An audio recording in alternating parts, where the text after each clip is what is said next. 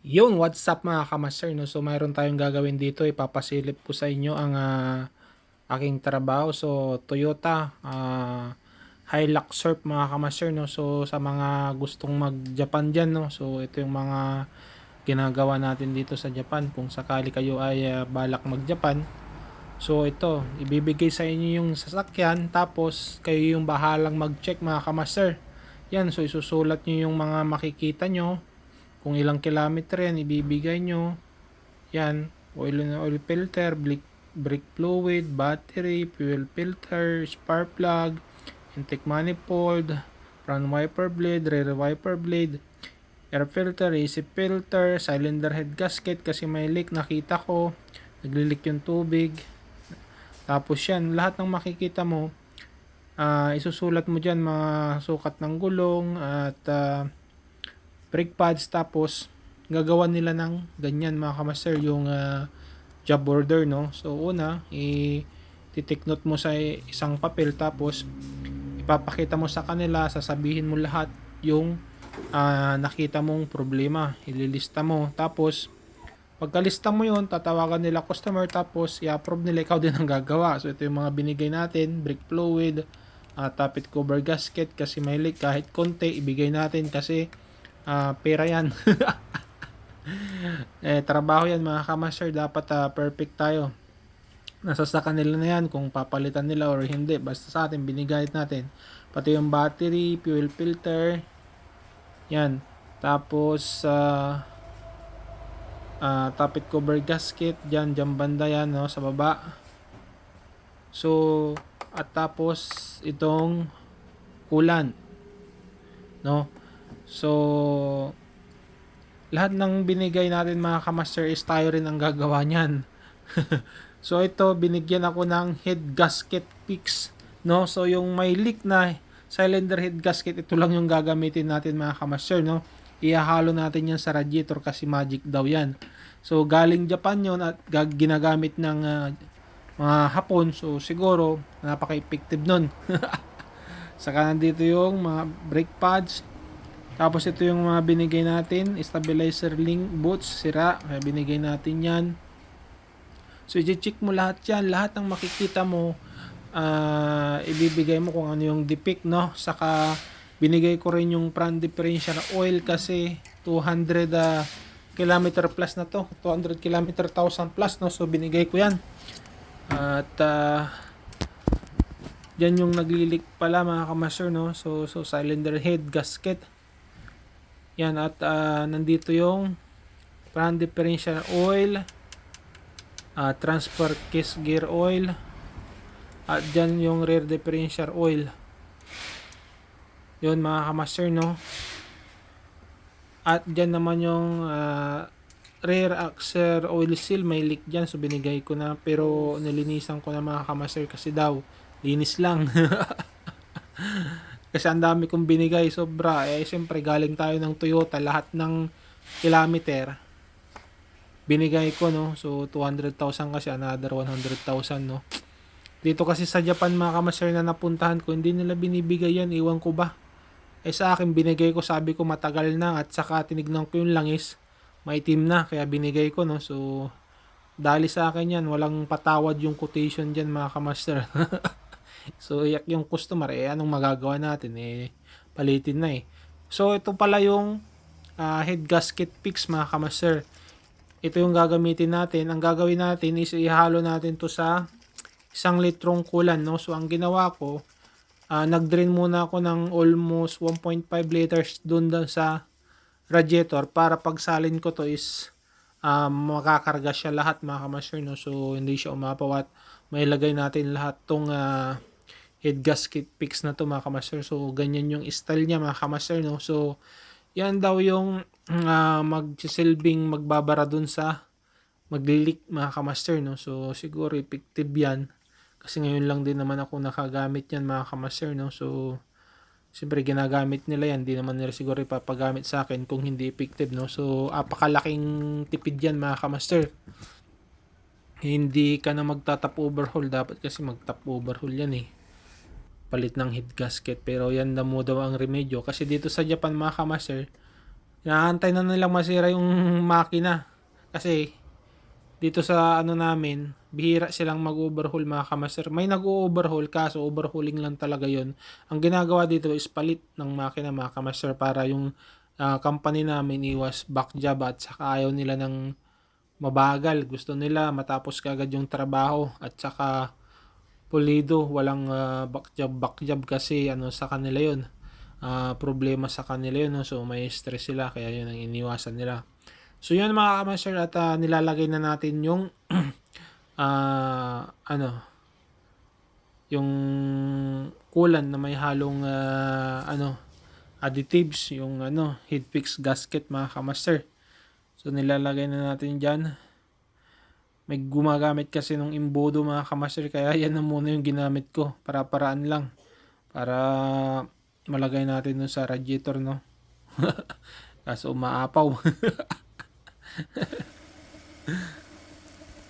At yun na nga mga kamaster no. So ano na natin,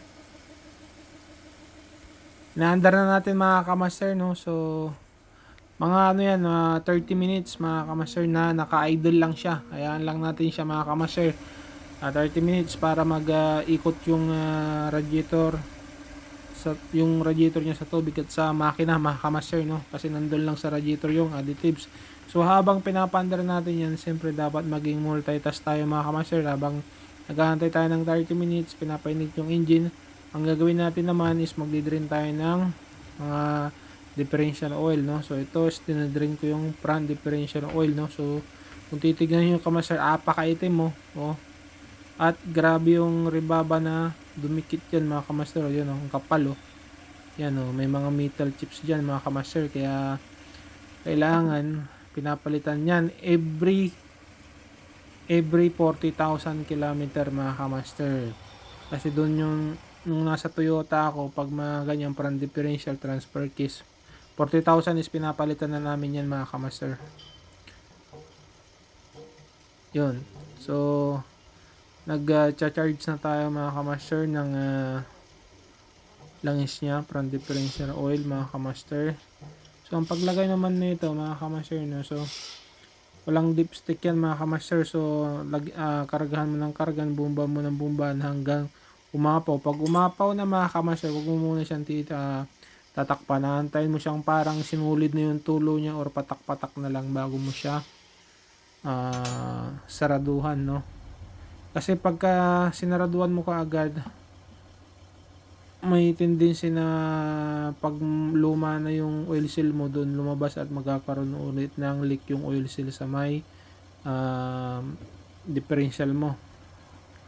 At ito naman yung sa transfer case mga kamaster sa gitna. Oh, itim na rin mga kamaster. Parang wari ko yan Hindi, ngayon lang to pinalitan nung binigyan ko siya ng quotation no. So nakaginhawa siya mga kamaster at napalitan yung dugo niya. So yan mga kamaster, dyan yung rear differential no. At yan at yan, pansin nyo tinakpan ko siya, parang sinulid na lang yung tumutulong langis mga kamaster no. At yan at sasaraduhan na natin. Syempre dapat lilinisan mo din para pag check nila walang mark na oil mga kamaster. Baka sasabihin maluwag, hindi mo nahigpitan so kailangan dapat malinis yan mga kamaster.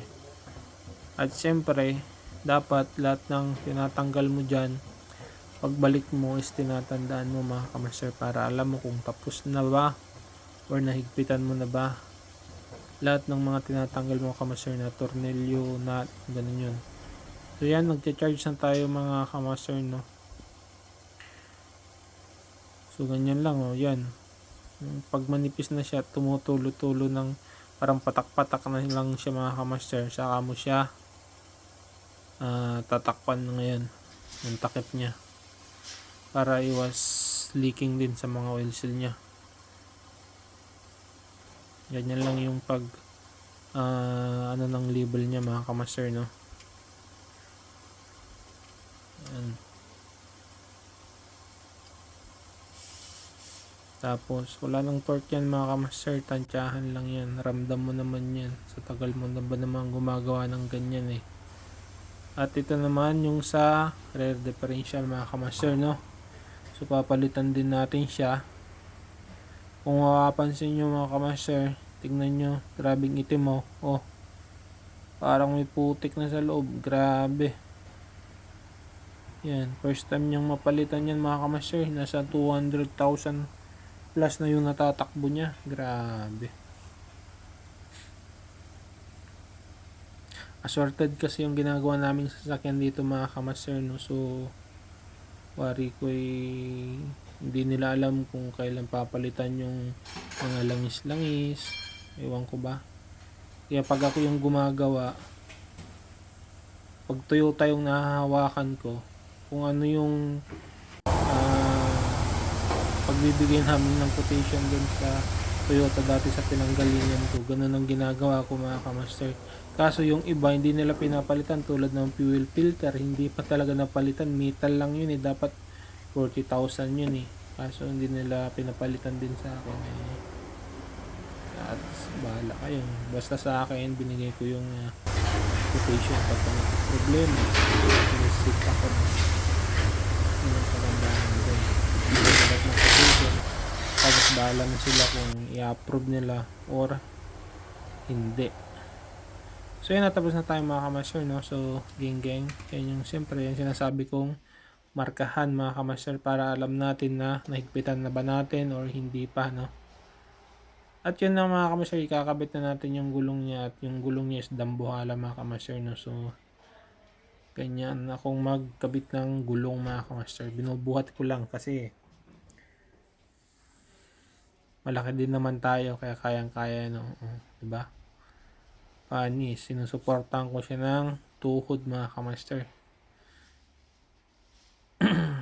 Pero kahit ganyan, nakakasakit sa likod yan mga kamaster. So yan lang mga kamaster, at natapos na natin yung unit natin mga kamaster, no. So gang.